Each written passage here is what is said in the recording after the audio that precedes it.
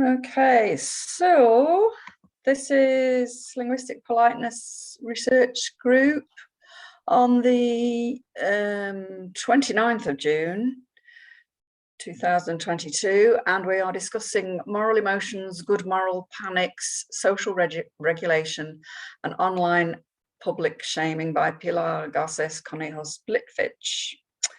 So, yeah, I'm probably going to do mostly listening. Would anybody like to kick off with maybe just a summary?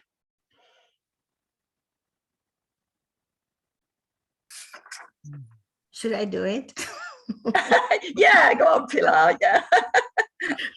I don't know what is the protocol in these sessions. Very little protocol. So this is a paper that explores cases of online public shaming, and the rationale behind it is, when I started looking into this phenomena, most of the work that had been done was macro. That they had been extensively looked at from sociology, psychology, tons of research from Chinese scholars, because this was, something they call human flesh search engines are very common in China, apparently. But there was no linguistic analysis or discourse analysis, and these are mostly language phenomena. I mean, they are multimodal, but they involve a lot of language. And so the main goal is the detriment of others. So it really fits in well within conflict, impoliteness, language to create, to be sort of waged as a weapon against others. So that's the reason why I started looking into this. It has escalated in ways that I did not sort of foresee. I started looking at this phenomenon in 2018, and at the time we had not heard about cancel culture. It was not even, I mean, maybe somebody somewhere in a dark corner of Twitter, but it wasn't mainstream. And now, cancel culture is everywhere. And often online public shaming and cancel culture are conflated, although they are two different things. Online public shaming is more like a tool that cancel culture uses to achieve their means. So, from an impoliteness perspective, how I situated this paper into impoliteness research was, when impoliteness sort of started out, Jonathan and colleagues were looking at responses to impoliteness, okay? And so, and coming up with sort of categorizations or if A, B, and sort of type of quite ordered ways in which things might happen. If you say something, how your response, you're going to be responded to. But then, when you bring in polylogal interaction, and then you move on to the, online, this just becomes completely not very orderly. And, you can be responded to in many, many different ways. So it ties to these, responses to impoliteness models that had been put forth. And what else? I was very interested in motivation, because usually, we have the result, we have what is whatever is considered impolite or conflictive, but very seldom do we have people explaining why they thought they needed to be impolite, right? So what I saw in motivations and goals of the people involved in online public shaming is that it was very moralizing. It was a matter of somebody had, they perceived somebody as being X, usually racist or, nasty in somehow, some way or another. And because those people had been immoral first or had acted immorally in their view, they were justified in attacking them as well, to sort of the dark side of morality. So that's how I conceptualize my paper. So, there's the, understandings of online public shaming, tying it back to models of responses to impoliteness, and then trying to explain motivations and goals in terms of moral concepts.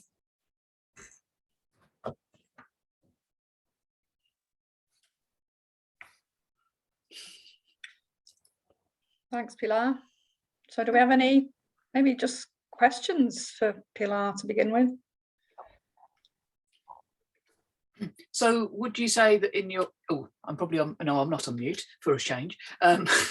Would you say that the difference between the motivation and goal is to do with linguistic versus non-linguistic activity? So linguistic is about sort of discourse strategies or things, and then goals is about what happens in the real world.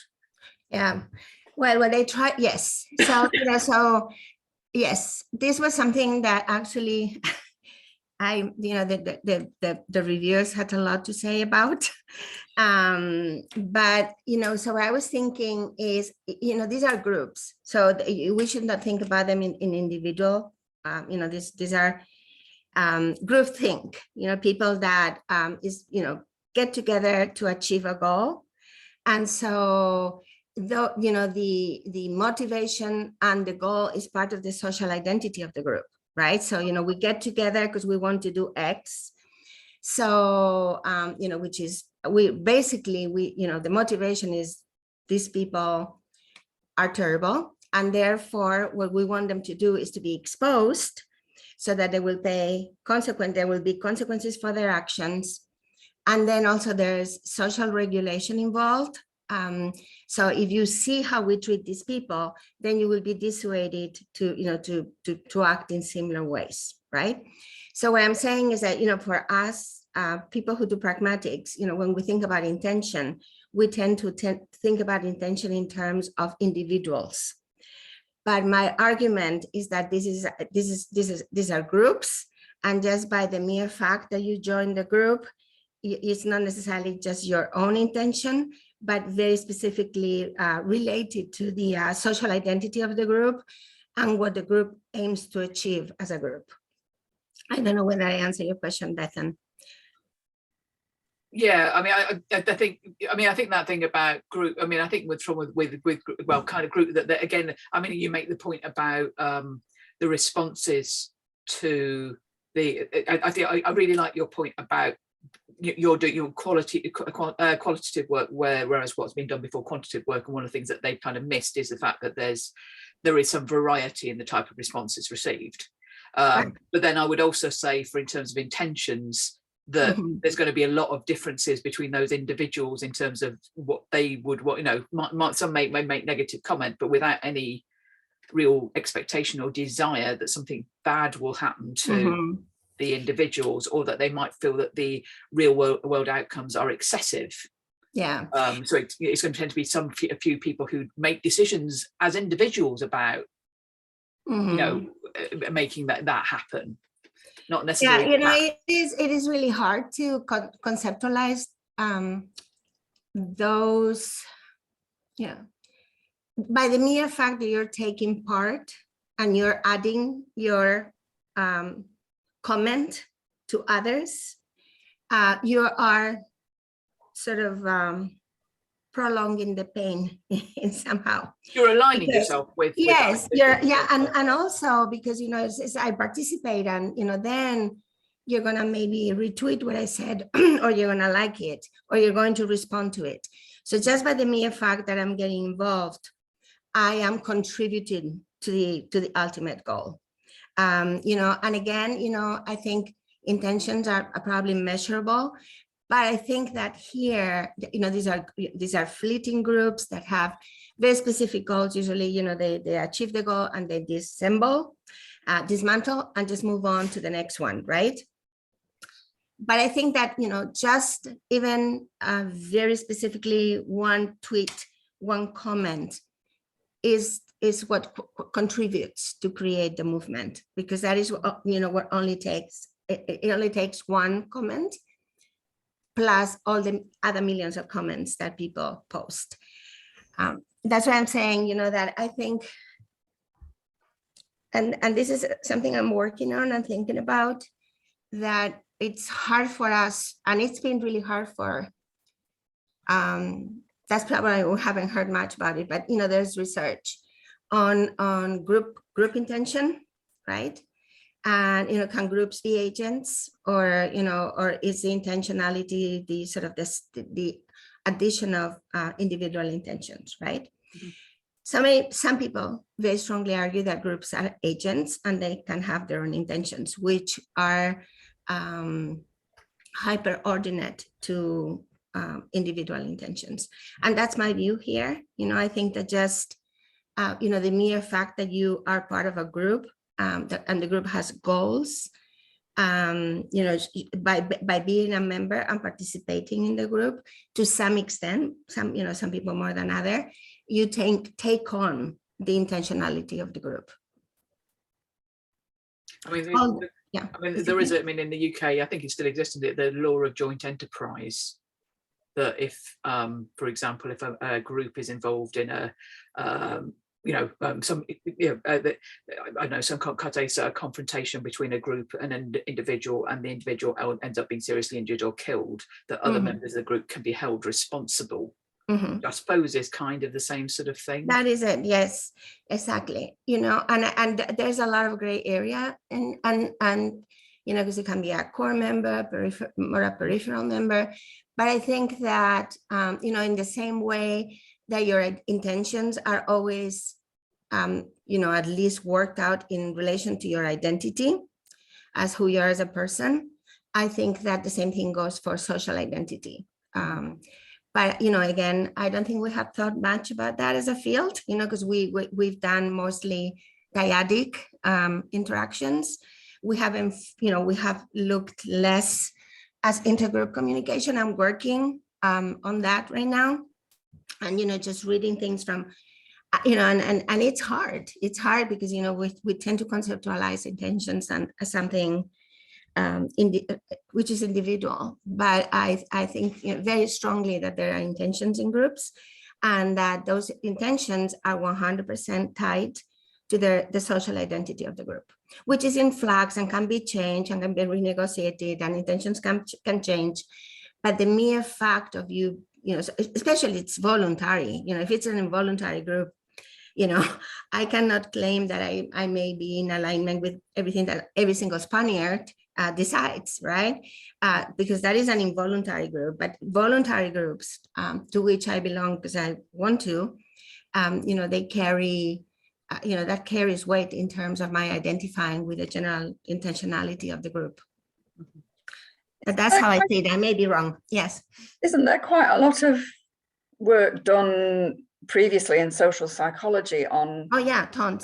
group on mob mentality, group think, but obviously not online, but yes, that goes back to the 1980s. There's tons of groups. The problem, there's a lot of philosophy as well. I mean, do you see that as being equivalent, online and not online group think? To a point. I think there's always the constraints of the medium would also have an impact on that.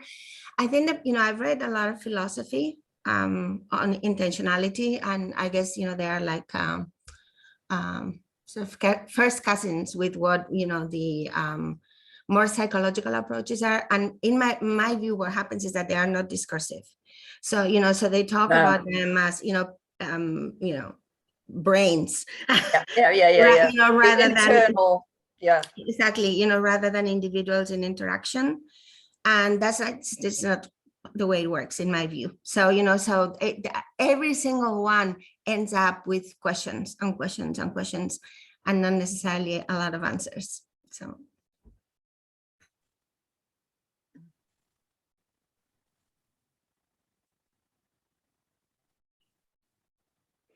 Can I ask just a related, kind of related question?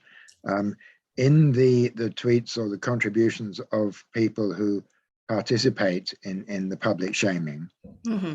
is it possible, analyzing that data, to make a distinction between people who explicitly appeal to public morals, to the community morals, and those who express or imply that they are personally offended? Usually it's concurrent. Uh-huh. You know, because it's so the way this works, you know, somebody is videotaped in, you know, doing something that, you know, people find offensive. So without that prior, you know, offense level, it would not have been, you know, it would not have been posted online or become viral. So you know, across the board, offense is you know, is already taken, and then it's the response to the offense with more offense, you know, because I mean, they were offended, and then they launch all sorts of you know, aggression, forms of doxing, all sorts of often interruption of these people's personal lives.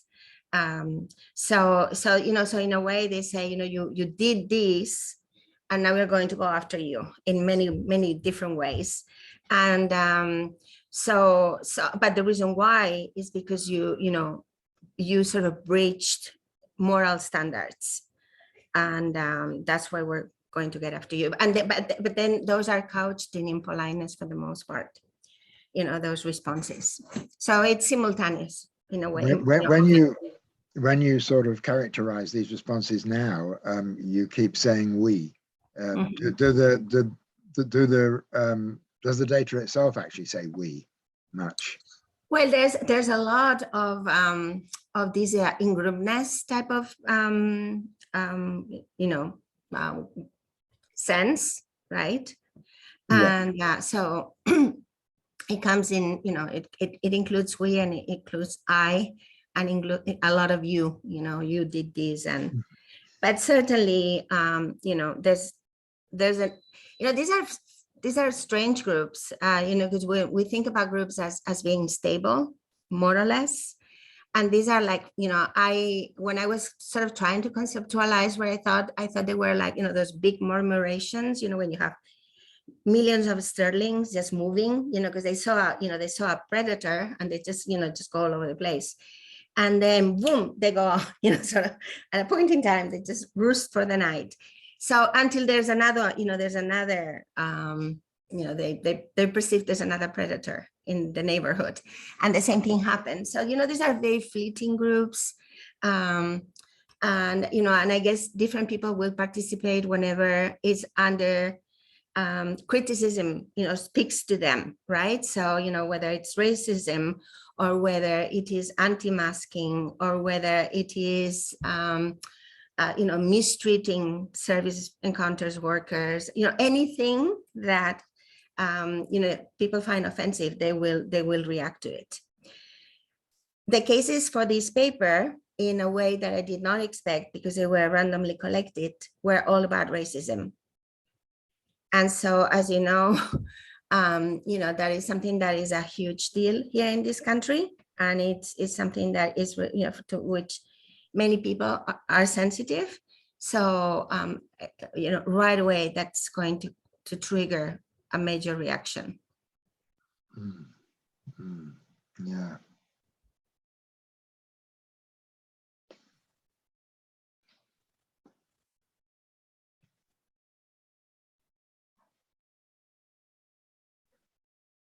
Can I ask a question? Because I haven't finished the paper, I feel I shouldn't take the floor unless there was a space. I'm so sorry. Hi, Jade. No, like always, I really, I plan to do this, and then other emergency stuff. In my case, it was exams. takes over my life. I'm sorry, Pilar, I couldn't finish. That's okay. No worries. I did have I did have a personal interest in reading your paper because I'm thinking about what to say in Ghent very shortly. I'm still thinking about what to say, and I don't even know that I'm ready to formulate the question. But you know, as you were presenting your work, and as you do in the published paper, you tie it to politeness research, but I wasn't entirely sure whether what we're looking at is it should be characterized as a politeness issue. And of course, you know this triggers the question about what politeness is and definitions and blah blah blah. But because I think in one of the last times we met in this group, we also read a paper about civility, and at that time, I commented on the fact that that notion was actually quite useful to me because, you know, politeness in my mind is invariably related to intentions and individual intentions. And you made that qualification about group intentions, which is very interesting for me to think about now. Whereas civility, really, it's about group relationships and or individual relationship with a group. So it kind of creates a useful distinction in my mind, and so I'm more reluctant to use politeness for things which are clearly group behaviors. Why though? Because you know, in my mind, impoliteness and politeness norms are based on social consensus. So you know, so they're groupal as well. You know, they come from the group. I think that the problem with us is that we have been so, you know, constrained by thinking of the dyad. You know, my argument, and this is something I'm going to be talking to about in Ghent, is intergroup communication. So, you know, so right now, for example, I mean, I am Pilar, and you know, you're Karen and Carmen, and blah, blah, but we are talking as colleagues and scholars. So actually our social identities are very prevalent here, right? So so actually who we are as groups of people always has an impact on even, you know, face-to-face individual interaction. So I do not think that impoliteness cannot be, you know, cannot be extended to groups. I think it can. 100%. You know, impoliteness would be the linguistic part of incivility. So although, you know, there's some multimodal, you know, there's perhaps some emoji or a meme here, there, hashtags, these interactions are almost 99% language-based. So, you know, so if we take impoliteness as being, you know, the linguistic part of, and I think that's how Maria also sees it in her paper. I don't want to speak with her, so, you know, but as, you know, that's, you know, like civility is like a larger, you know, notion, and it incorporates language along other things, right? So, so I think that, you know, it can 100% be applied to groups. What we have to reformulate is our conceptions of, you know, intentionality. Although, you know, if we think about it, intentionality was dropped from the definitions of impoliteness a long time ago. So it's not an issue anymore. But that's why I think to me, it's, you know, thinking about, you know, group goals, and the fact that, you know, by enacting a social identity, you're supposed to be doing certain things and not others, you know, really helps with understandings of group intention or goals, or, you know, whatever we want to call it. But yeah, I would not say that we cannot, you know, think about impoliteness in terms of groups at all. I think it's a very useful notion. Yeah, no, I think, of course, in fact, I mean, that is a big thing in Japanese studies, because there's all this rejection of individualism, and right.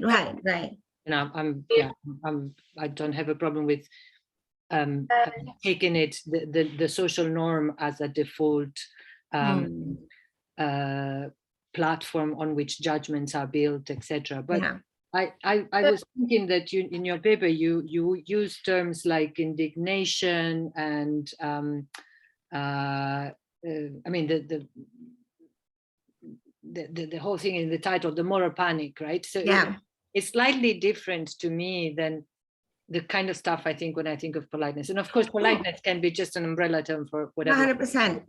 But you see, I had two things going on there. So the way the paper was situated was as advancing our view of responses to impoliteness. Yeah. Okay. So, because responses to the impoliteness, when they had been formulated by Derek and Jonathan, they provided this very neat sort of charts, so if A, B, and if B, C, you see what I mean? And that, that is not what happens online. The way that, that you maybe responded to is multimodal, sort of involves myriads of ways. It can be online, it can be on a TV show, it can be by people going and finding where you are and demonstrate, so what I mean. So their responses are really varied. So that was the way that I positioned the paper as saying we need to move on from these views of dyadic views where all these things are so neat and prepackaged, because then, especially online, this doesn't happen. So that was one part. But then, as I said, the way that I explain everything that was going on, I use morality, because I thought, these are highly moral issues that are, so yes, moral panics, social regulation, all that are notions from morality, 100%. However, this is something that is happening in the field too, that people are bringing more and more notions of morality into impoliteness and politeness, because they go, they really have a lot in common. I wrote this chapter for the Handbook of Social Pragmatics on the interconnections between morality and politeness and impoliteness, and there's so much, and the more I read about morality, the more I see it as a really very helpful tool, as to give us a background. So we did that, politeness and impoliteness is a lot from anthropology and other, fields. And I think morality should be one of our main go-to fields in order to sort of complement our analysis. Yeah, I agree. I mean, I think really you can't, morality has to be part of politeness, doesn't it? Because that's what it's about in a way, to me. Yeah. Can I ask, I don't know if this is a naive question. I have read the paper, but I've only skimmed it really, or only read it once. What is the impoliteness in these acts? So is it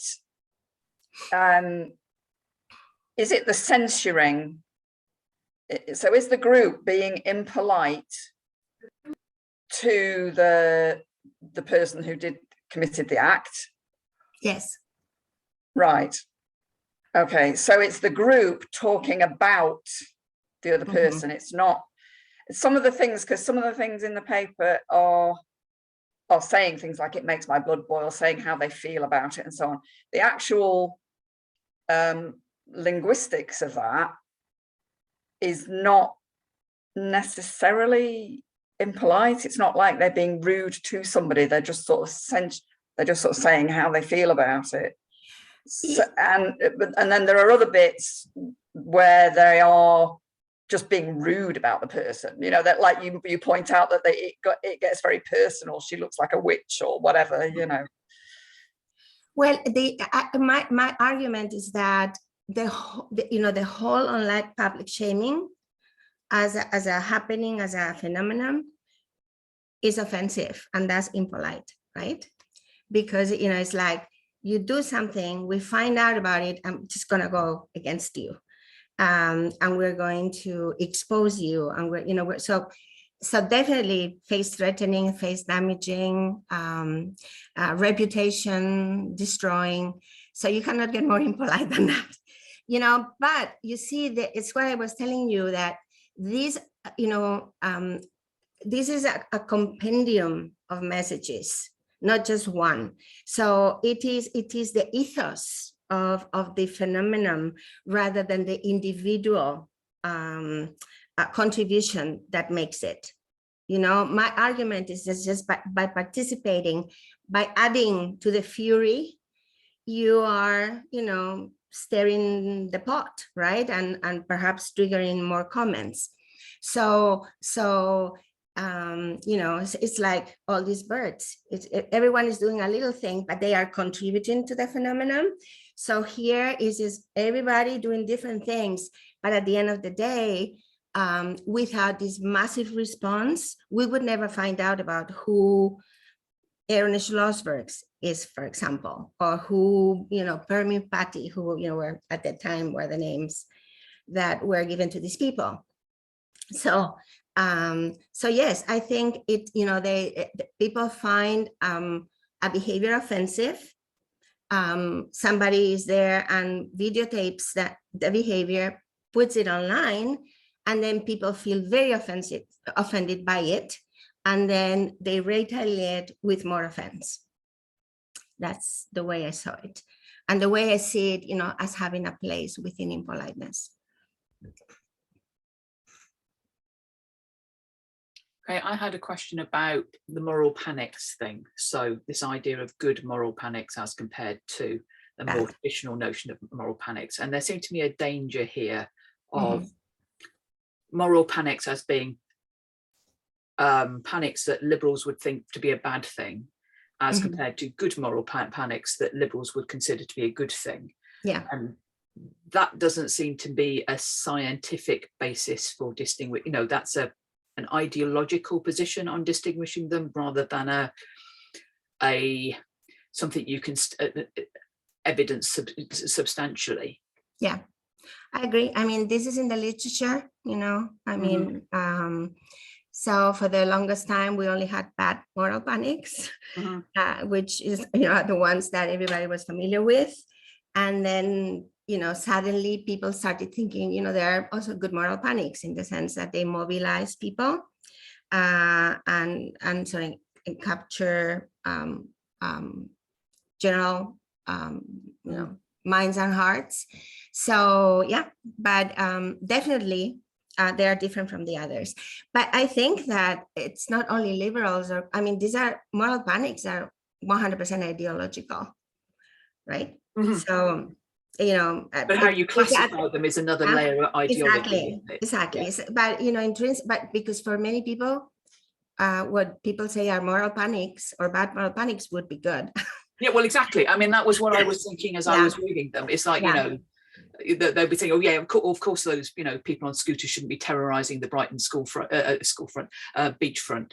And yeah, and I mean, I thought because the one they argue, I mean, I know, as you say, you're taking from the literature about this, that essentially that the bad moral panics about going along with societal hegemonies, whereas these good moral panics are challenging hegemonies. And I don't think you can, but I don't think you can say that, because if they weren't enough people out there that were going to produce a response, then it wouldn't have an effect. So it has to be hegemonic to some extent. And the fact that the way these people are actually, you know, have penalties through law show that, you know, the beliefs that the protesters are showing are hegemonic to some level, at least. So I don't think we can use that as a division either. Yeah, I see where you're coming from, and I agree. I think, you know, that there's like maybe sort of nuanced distinction in the sense that the good moral panics sort of subvert hegemonic views are different from the traditional ones, but the same the same criticism could be applied to those. I agree. But I mean, yeah, they're ideological.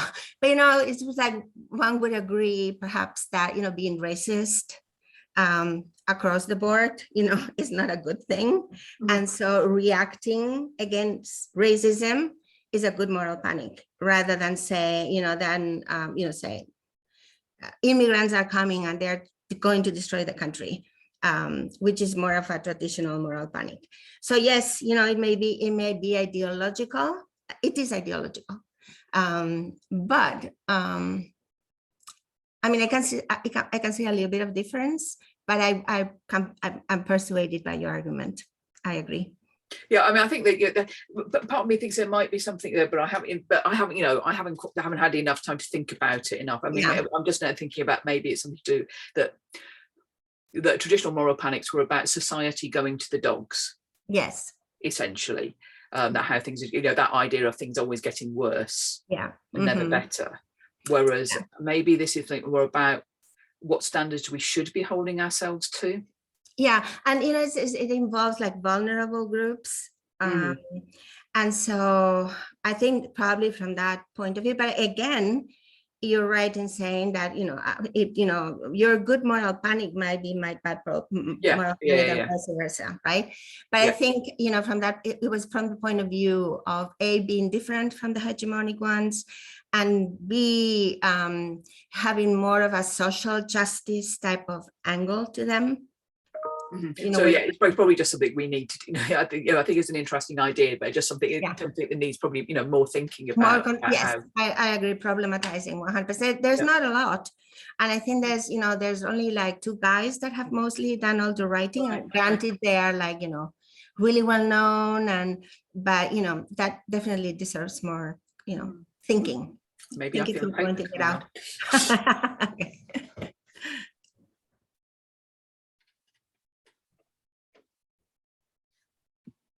Can I ask the colleagues who are not in the US how frequently they see this term? I mean, maybe cancel culture is very American, but the other terms used in UK or Europe or anywhere else?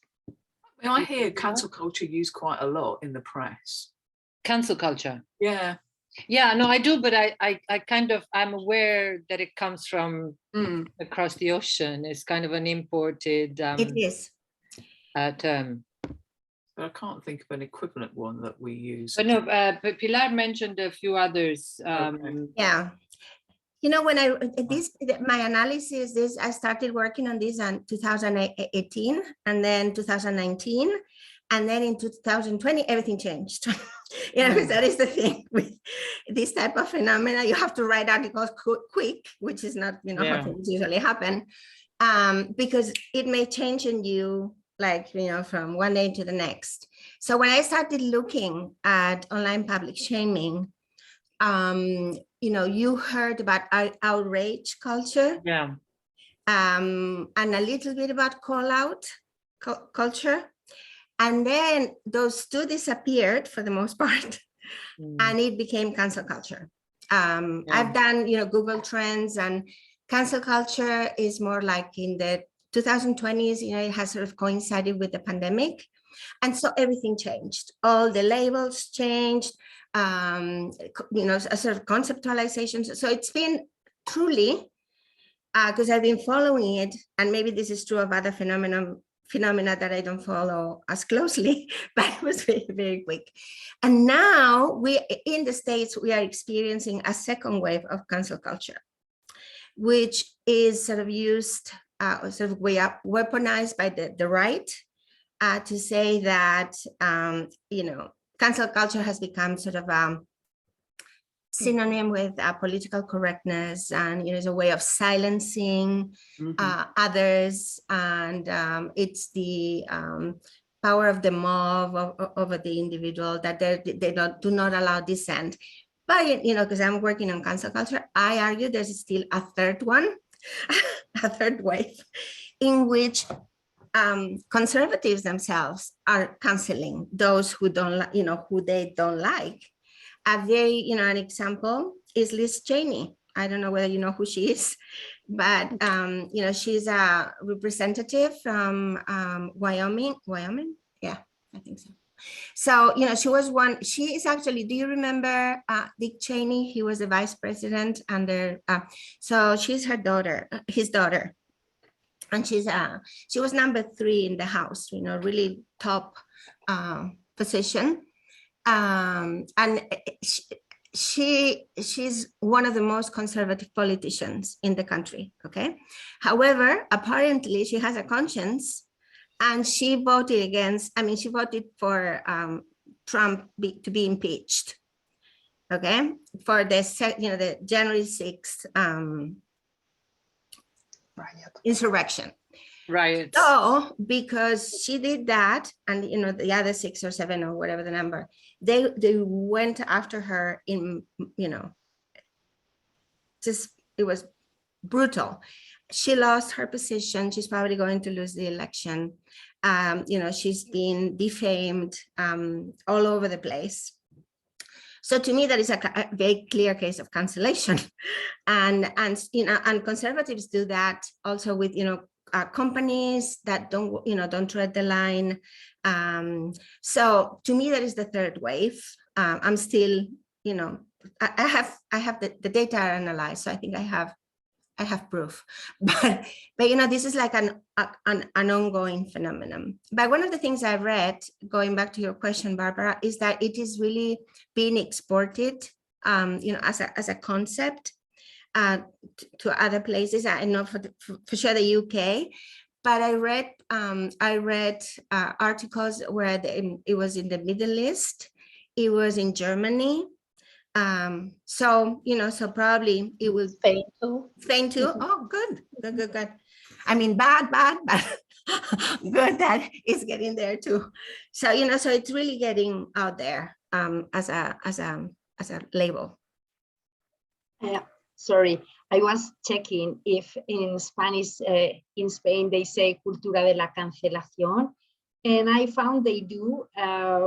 But it sounds very weird. And I saw in Spanish, we usually use boycott, and the Greek ostracism. So as Maria is here, ostracism, they are reinventing ostracism, Maria. Yeah, that's true. But I was really surprised. I think it was last summer, when I saw 2 cases of cancel culture, and it was called like that, not cancel culture, cancel X.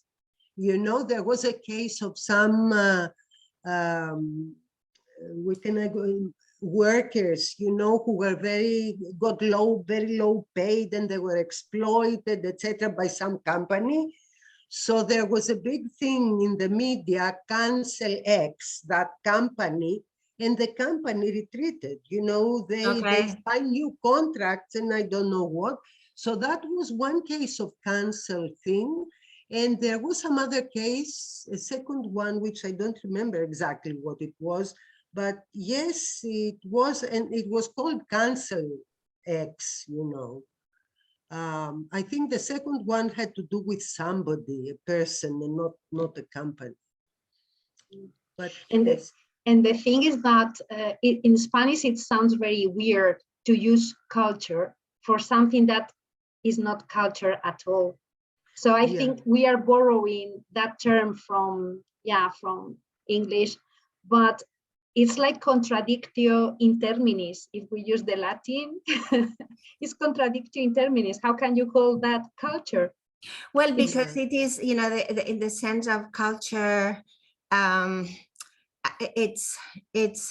it doesn't refer to culture in the sort of high, but in the sense of a way of thinking and doing things that is shared by a group. And so it's the other, culture in the other sense. And, cancel culture is actually an African-American phenomenon. It came from Black Twitter. It has been, in the parlance of African-Americans for quite a long time. and it just sort of became the slang cancel, you know, like when, you know, you do something to me, so I cancel you, right? And then it sort of, you know, it became generalized through Twitter, Black Twitter.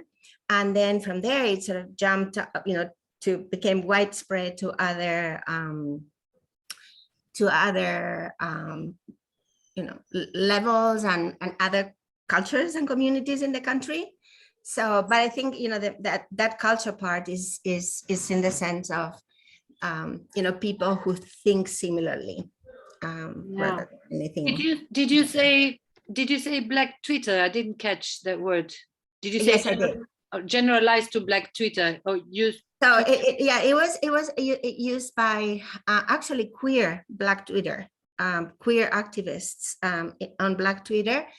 And so, and, you know, I've done a lot of sort of work on etymology, and, you know, there's like everything else, you know, there are different views on where it may come from, but they, you know, they identified with a movie, and then the lyrics of one song, and then it became a slang term within the queer communities on Black Twitter. Then it generalized to Black Twitter, and from there it just became more mainstream. So sorry, I don't know what is Black Twitter used in Black communities, or is it a special kind of Twitter? Well, they call it Black Twitter because apparently African Americans are really active on Twitter. I see. Okay, I didn't And know. so, yeah, so there's, you know, there's a substantial demographics of Black younger people, and, you know, that's, they say it's very influential in terms. That's why one of the reasons why one should be very careful just with going with one platform, you know, because platforms have ethos as well. Ethos is, I don't know whether that is a word, but you know, if you get your data to analyze any phenomenon, you better spread it out thin rather than just take all your, you know, data from one place, because then, you know, you may find that is really ideologically, you know, I want to say biased, but it's certainly loaded. So, you know, that's what I have tried to do, just, you know, not concentrate just one, just get data from different platforms. Interesting.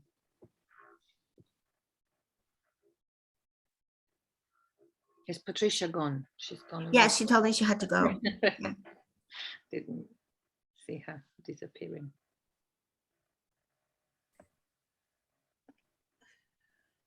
Is it time to end this part of the meeting, or does anybody have anything, any more contributions they want to make? Pilar, do you want to ask us anything?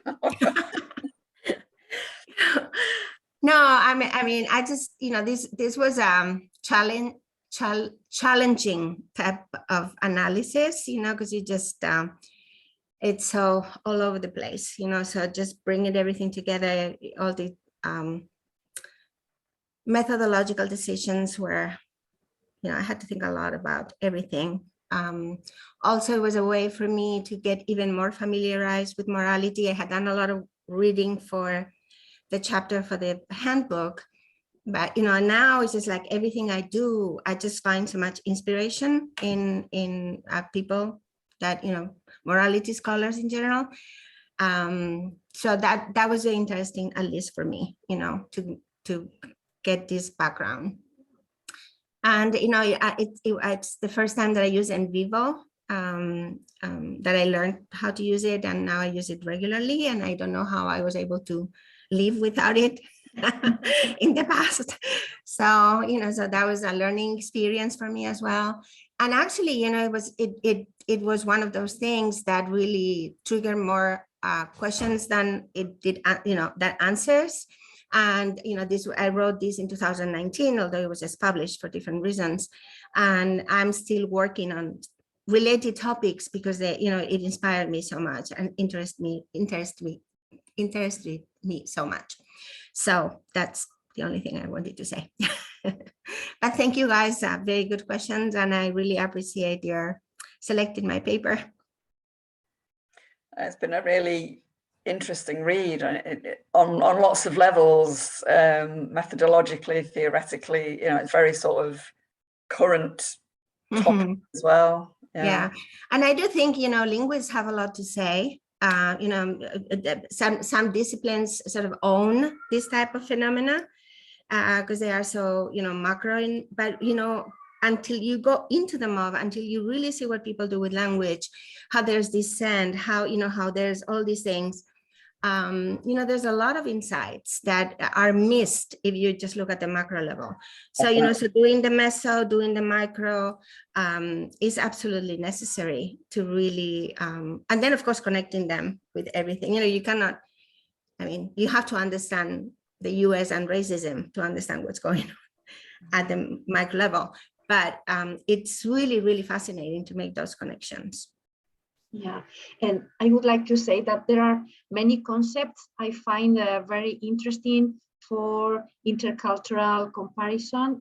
Because, for instance, I'm thinking of my Afro-American students who have these moral panics internalized when they see things here in Spain that call their attention. Like, for instance, they say, but how can you call these shops chinos? And for them, that's racism. And it's like, for us, this is just a shop run by someone from China. But for them, it's racism. And there are so many things that for them are racist. Yeah. And then now reading your paper, I thought, oh, there are so many concepts here that I can use to explain them why things are different here. Because I used to say, well, we have a different history, but yeah, thank you, Pilar. Very, very. Thank you, Carmen. Okay, so I think the usual thing at this point is we have a break and then we'll have a short business meeting, which usually consists of conference, journal, website. So some people here will be important to that meeting. Other people are very welcome to attend, but you don't have to. And then so you come in.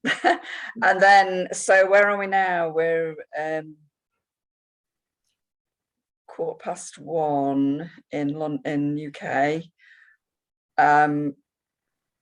So are we okay to reconvene at 2 for the business meeting and then just carry on into the discussion of Goffman?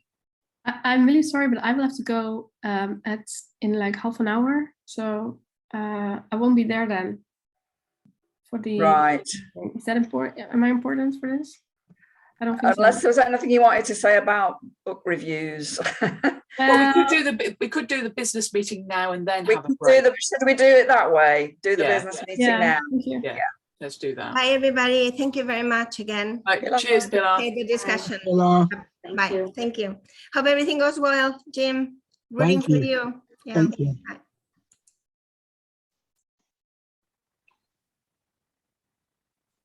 All right, what's the business? Right. Do you want to say, should we start with journal? Any news, any updates on the journal? Well, for that, we go to Liz,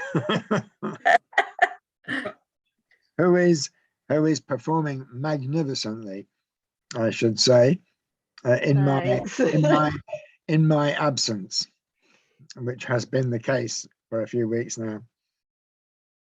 I don't know what to report. We've had the proofs through for the upcoming issue. Everything looks pretty much fine, apart from some minor formatting stuff, which there's always something that I nitpick about just to make it look perfect. But other than that, there doesn't seem to be any big issues. Jim, I've sort of tried to do some of your job. I had a look at some of the articles that have come through for like acceptance or rejection, like whether we're even going to send them for peer review or not. And one of them is all about face, and I'm just not expert enough to do it. So I'm just going to leave that one for you if you don't object, because face is not my thing and I just can't. I have no idea if it's good or not. I have no right to object to anything. I will get back to it soon. Promise. But there was something that was like obviously a student paper, if I'm honest. I think it was definitely a student paper that just sort of submitted, and it wasn't even really about politeness, so I felt pretty confident about rejecting that one out of hand. Yeah. And I'll get to some more as soon as I can, but I've also got the proofreading coming up sooner or later. So I think are we sort of making headway with the backlog, with Jim's new regime of being ruthless? With my brutal regime, we're making progress. And with the increased journal size, that's helping too. Can I ask about the book reviews? Because to be fair, I have not been very active, but also that the book reviews that went through, they were published like 2 years later sometimes, or even. Yeah. So I also was a bit like, well, we don't want too many book reviews. But now I wonder how many, like, is there some kind of guideline as to how many I can envision per journal, per issue? Because if we say, oh, we have roughly 2 per issue, then I can sort of try to schedule also when authors when I send books out, when they are supposed to be back, and I don't know. Yeah, I see. Yes. I think 2 per issue sounds fine. We've currently got 3 in the editorial inbox. I saw at some point you used 4, but that was when it was very, very active. But I think 4 can be a bit much if we have the backlog, and it depends a little bit on the popularity, I guess. Popularity. I guess it depends a little bit on how many articles come in at a given time. Inevitably, you know, as I'm sure Karen has found, book reviews are something that can be slotted in when there's a few pages to fill. Yeah, that's why I like them. And they hardly ever need any editing either. They're almost always just perfect, and you can just chuck them in. That's because they. Oh. So it means you've gone mute, Isabella. I think she did it on purpose. Oh, right. Gosh, that's adept. I could never do that. I'm sorry, just someone knocked on my door. Sorry. So what did we say? Sorry. I think with the increased page count, 3 would be fine. But yeah, I don't know what you think, Jim. Yeah, I think so too. I mean, I'm just saying that because it's a matter of slotting them in, although we maybe can talk about an average of 3 per issue, that doesn't mean there will actually be 3 per issue. No, you know? okay. But I do take your point, and I think that's important, that a book review should be, you know, published pretty damn soon. Otherwise it's old hat, isn't it? It is always tricky also, because sometimes the books are a couple of years old before they are in the review, or by the time now it's all digital, but then by the time I get something back, there are so many authors who say, or reviewers who say they will review a book, and then they have it, and then I don't get anything. But but anyway, that's just part of that's why it's a difficult job. It's mostly chasing people, to be honest. But